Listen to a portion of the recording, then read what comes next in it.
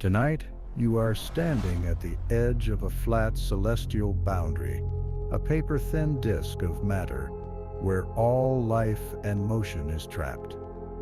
For 4.5 billion years, we have lived along this horizontal plane, swimming in the sideways current of the planets. But tonight, we are turning our focus toward a direction humanity has barely ever entered, straight up and straight down into the void. Of all the photographs we have ever captured of the cosmos, the image looking down at our own solar system from above is still missing. It is not a failure of engineering will, nor is it a matter of distance. It is a barrier of physics and inherited orbital motion. Every rocket leaving the Earth carries a sideways velocity so immense that breaking free of this flat plane is harder than reaching Pluto. Tonight, we will explore the vertical abyss, the hidden regions above and below the solar disk, and the extreme maneuvers required to go there. Settle into the quietness of the night. Let your breathing match the slow, steady rhythm of the rotating cosmos, and let the day fade. There are no worries to carry here, only the silent, cold expanse of space, waiting to reveal its cleanest, most untouched viewpoints. If you are ready, let the descent begin as we climb out of the flat current and enter the vertical sky right now. You are looking out across a flat highway of dust and planets, where almost everything in our experience has ever moved, without exception. Standing on Earth, the disk is everywhere. The sun rises and sets along a line. The moon and the planets follow that same curve. This curve is the ecliptic, which is simply the disk of the solar system, viewed edge-on from the inside of our orbital platform. This flatness is not a coincidence. It is the fossil signature of how our home was born 4.5 billion years ago. Imagine a slowly turning cloud of gas and dust, vastly wider than any solar system, drifting through the cold and empty interstellar space. Gravity pulled the cloud inward, and conservation of angular momentum caused it to spin faster and faster as it contracted in size. The cloud could collapse freely along its spin axis, but it could not collapse across it, without shedding the rotation holding it up. Thus, the pole-to-pole direction collapsed, while the equator-to-equator direction held, flattening the massive cloud into a spinning protostellar disk. A young sun formed at the center, while the outer disk cooled and heavier elements condensed into solid grains that stuck together. These growing clumps swept up more material, eventually forming the planets, all inheriting the exact same flat geometry of the original disk. Anything that wandered too far above or below was either pulled back by gravity, scattered outward, or failed to assemble at all. This flat geometry is repeated at every scale, in the rings of Saturn, the disk of the galaxy, and the accretion sheets of black holes. The plane of the planetary orbits has a precise name. It is called the invariable plane, the weighted average of all planetary motion.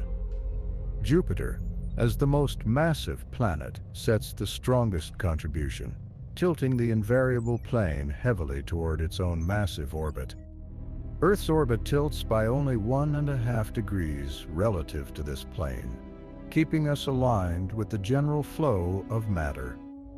Mercury tilts 7 degrees, Venus and Mars by smaller amounts, while Pluto is the famous outlier, sitting at 17 degrees of tilt. A diffuse residue of fine dust still hugs the plane, replenished by asteroid collisions and comets shedding ice as they pass near.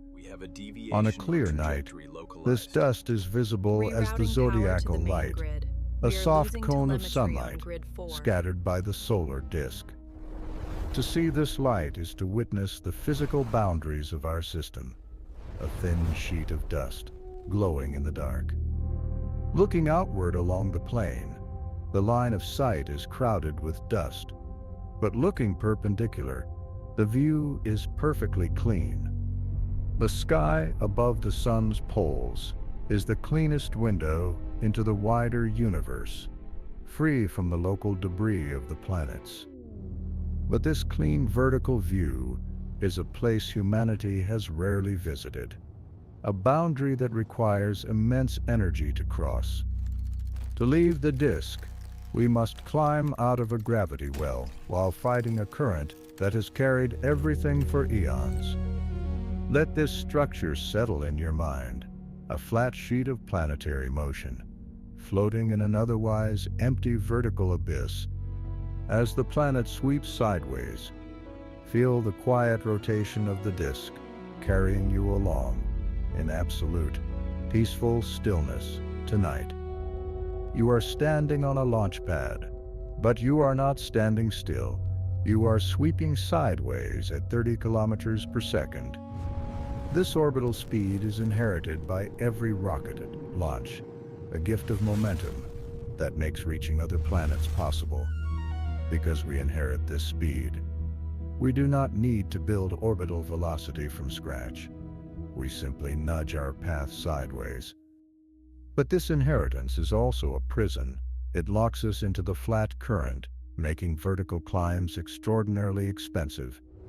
To rise above the ecliptic, a spacecraft must erase the 30 kilometers per second of sideways motion it was born with, and then it must replace it with an equivalent velocity in the perpendicular direction, pointing straight out of the disk. Mission planners measure this cost in delta V, the change in velocity a spacecraft can perform with its limited onboard fuel. Reaching low Earth orbit costs 10 kilometers per second, while reaching Mars or Jupiter costs another 4 to 6 units.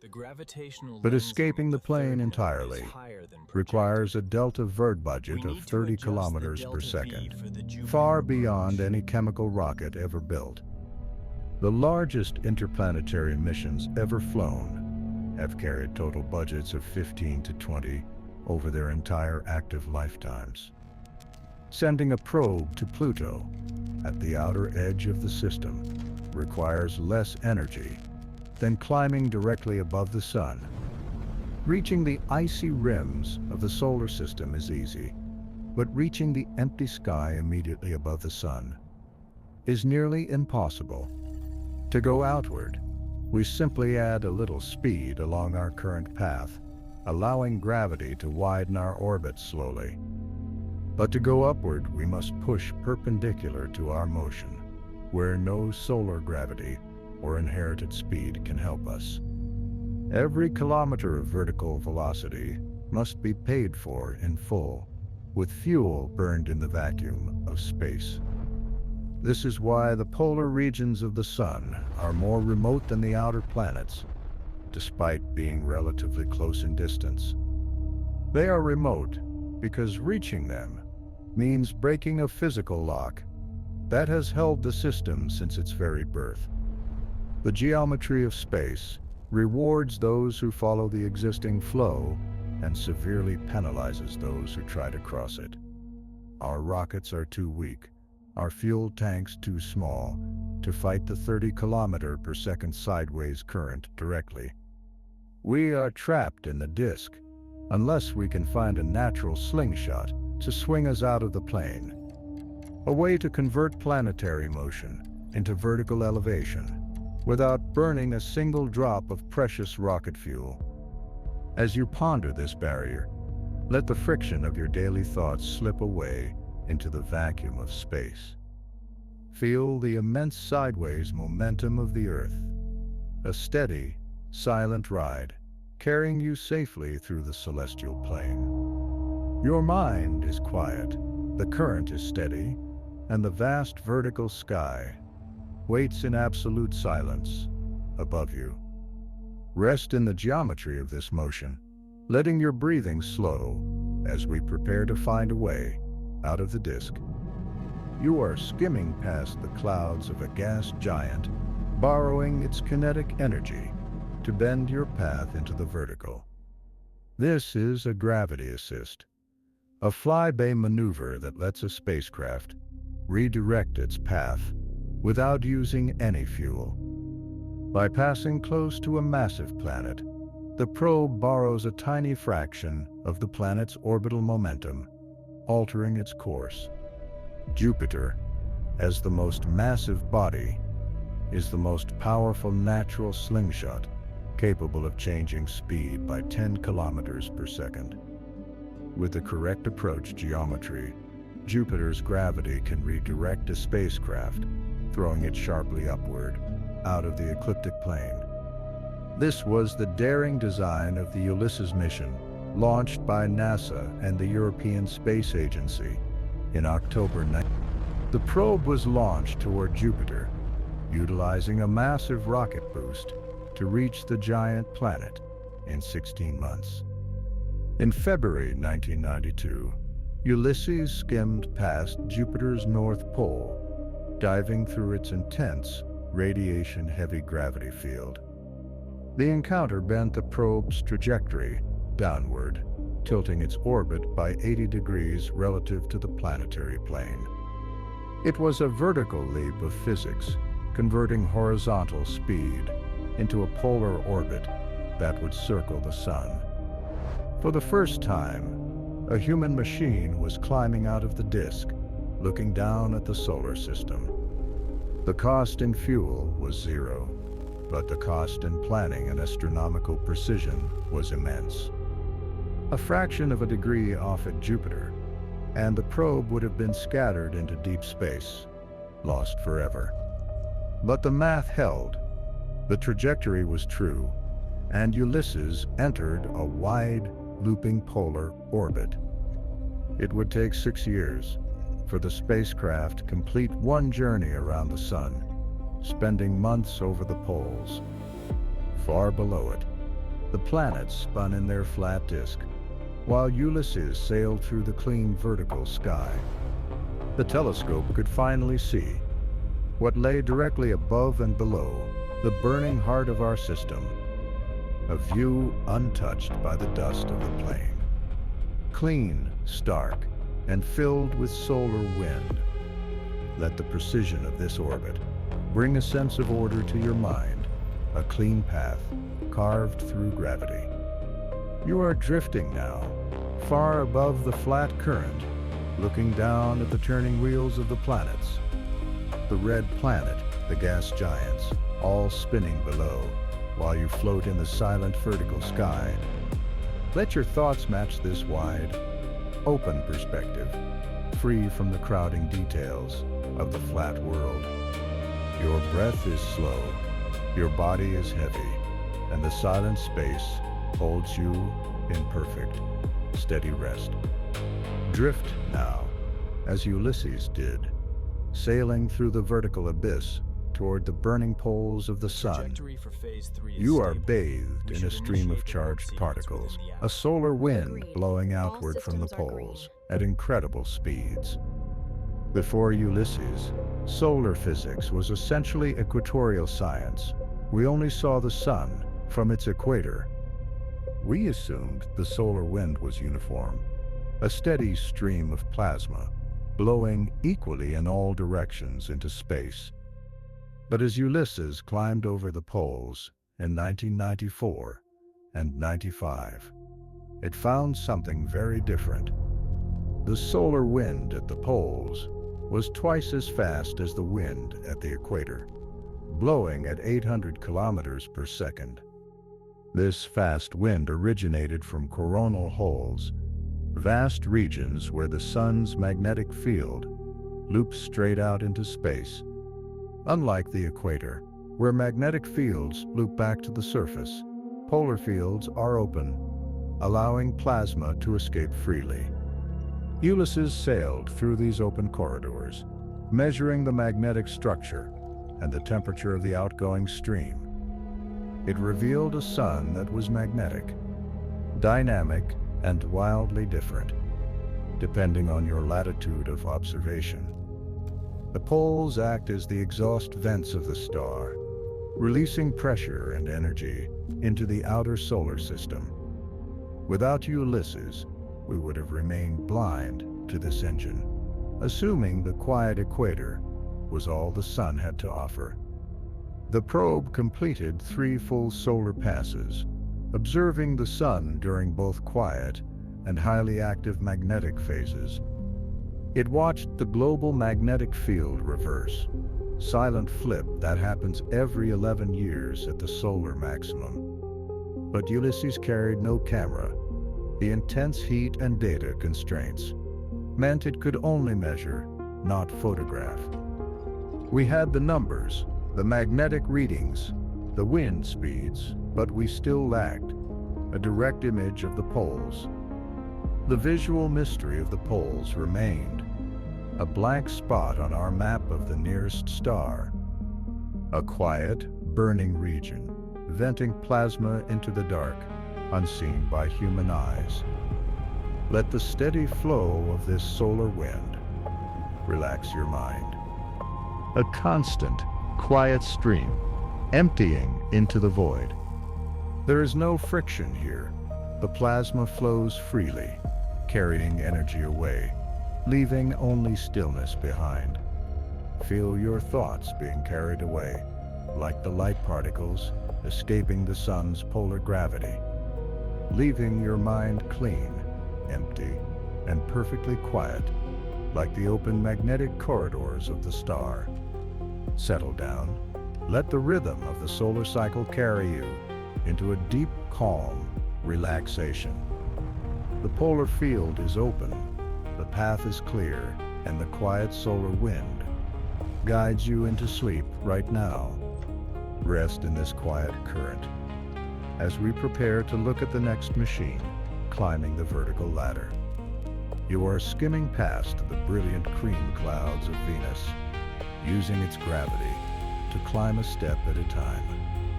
To take actual photographs of the poles, we needed a new mission, one that could fly closer to the sun. This is the Solar Orbiter, a spacecraft launched by the European Space Agency and NASA in February 20. Unlike Ulysses, which used one massive Jupiter flyby, Solar Orbiter uses a gentler, more patient technique. It orbits the inner solar system, using repeated gravity assists from Venus to slowly tilt its path upward.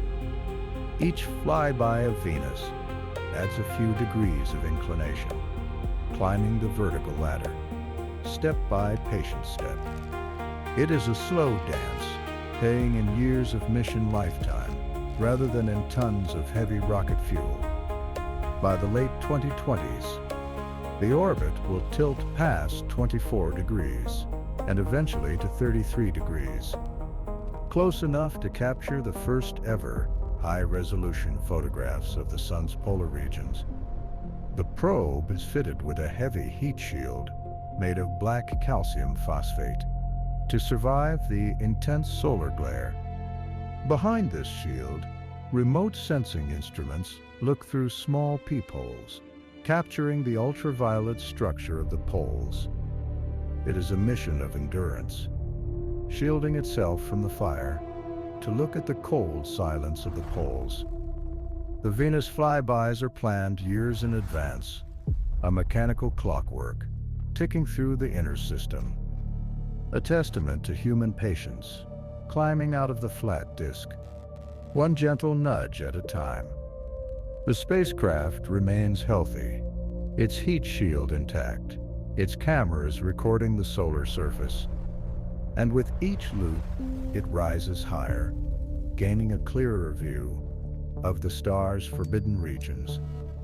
The first images have already arrived, showing campfires of plasma flickering across the solar surface. But the highest climb still lies ahead. The final steps of the Venus ladder are still unfolding. Let the patience of this mission settle the pacing of your breath, slow, measured, and steady. You do not need to rush. The orbit is secure. The clockwork is turning, step by step. Venus loops below, a silent marker in the dark, guiding you gently higher into the quiet. Your thoughts are aligned with this patient journey, moving slowly, letting the energy settle. The heat shield is cool, the instruments are quiet, and the silent void invites you into rest. Sleep now, as the Venus ladder carries you slowly into the vertical peace of the solar sky. You are looking down at a polar coronal hole, a dark abyss in the solar atmosphere, venting energy into space. What sits directly above and below the sun is not empty space, it is the key to the star's heart. The poles are where the global magnetic field is anchored, the points where the solar dynamo reverses its polarity. Every 11 years, the magnetic North Pole becomes south, and the south becomes north. A quiet, global flip. This flip determines the solar cycle, controlling the eruptions, the flares, and the space weather that hits Earth. By studying the poles from above, we can predict these cycles, understanding the engine that drives our solar system. The polar view offers a clean perspective, free from the equatorial clutter of planets and dust. A cosmic vantage point where the rest of the universe appears in its cleanest, most stable light. The sun itself, seen from above, appears not as a flat disk, but as a spinning, three-dimensional dynamo. A giant sphere of plasma, rotating at different speeds, churning its magnetic lines in a slow dance. The poles are the quiet centers of this spin, the places where the rotation axis meets the surface, like the eye of a hurricane. The poles are relatively stable, yet they control the storm.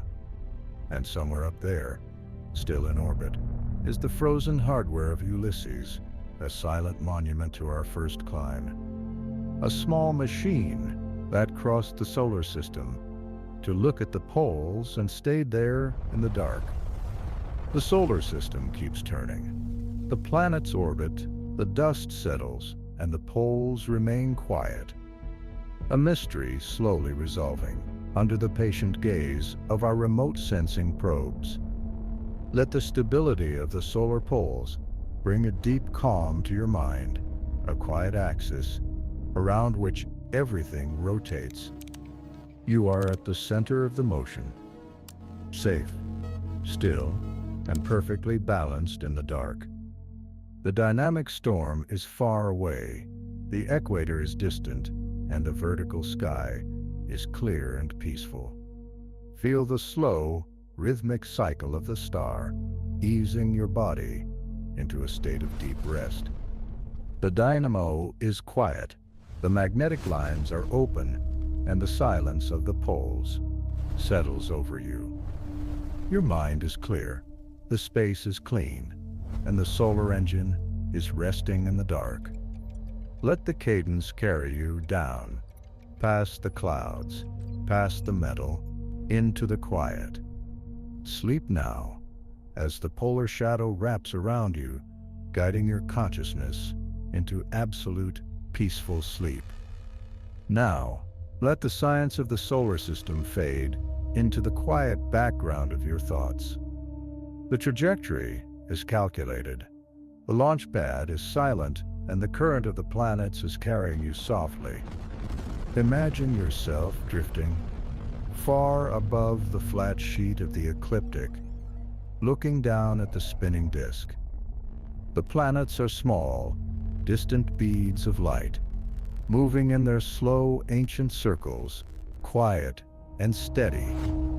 There is no wind in this vertical sky, no atmosphere to carry a sound, only the profound, peaceful vacuum. Focus on your breathing, a slow, rhythmic rising and falling, like the gentle tilt of a polar orbit. With each inhalation, feel your mind expanding into the clean, empty space above the stellar disk. With each exhalation, feel your body sinking deeper, releasing the heavy weight of the horizontal world. The solar wind is a quiet stream, carrying the day's worries away, dispersing them into the deep interstellar void. Let the tension in your shoulders dissolve, like calcium phosphate cooling in the shadow of the heat shield. You do not need to make any maneuvers. Your Delta V budget is spent, and you are coasting in safety. The gravity of the sun is a gentle, invisible hand, holding your path in a perfect stable curve. The Crimean control room is dark, the CRT monitors are off, and the tracking antennas are silent. You are safe in the shadow, where the hot solar glare cannot reach. Cool, dark, and still. Let your awareness drift past the invariable plane, leaving behind the massive gravity of the gas giants. You are weightless, floating in a region of space that the planets never crowd, clear and open. The stars do not flicker in the vacuum. They burn with a steady, patient light, timeless and calm. Like a Ulysses probe, you are a silent sentinel, resting in the quiet vertical sky, motionless. The solar dynamo is easing its frequency. The magnetic lines are open, and the engine is at rest. Your mind is like the sun's north pole, a quiet, dark coronal hole, letting the thoughts escape freely. There are no numbers to calculate, no commands to type, no trajectory corrections to perform tonight. The system is balanced, the codes are silent, and the software of your mind is settling down. Settle deeper now. Let the soft gravity of the solar core draw you into a deep comfort. The zodiacal dust cloud is a pale, slanting cone of light, fading quietly at the horizon, far below. You are entering the shadow of the poles, where the solar cycle completes itself in absolute peaceful dark. Let the slow, steady spin of the sun lull your body into a deep rhythmic relaxation. Each breath is a quiet clock cycle, ticking through the night, steady, slow, and peaceful. The heat shield of the day is closed, protecting your sleep, keeping the active world away from you. You are drifting past the Venus ladder. The Venus clouds are soft and cream, fading into the dark background. Your thoughts are like the dust of the asteroid belt, slowly grinding down into microscopic, quiet grains, losing their hard edges, becoming a soft, diffuse, glowing band of peaceful energy. In the dark, let the cadence carry you down, past the clouds, past the metal, into the quiet center of the spin. The dynamo is quiet, the solar wind is calm, the magnetic fields are open, and the path is clear. Rest secure in the knowledge that your orbit is stable and your mind is completely safe. Sleep now. Let the galaxies spin in silence. Let the planetary disk turn without your effort. You are the observer at rest, no longer tracking the motion, letting the wave function spread out. The boundaries of the flat world have dissolved, and the vertical sky is your home tonight. Deep sleep, quiet mind, silent space, peaceful rest. Right now in the dark. The solar engine is still. The planet holds. The silence remains. Sleep softly. Let the heavy weight of the solar system drift away. Slowly.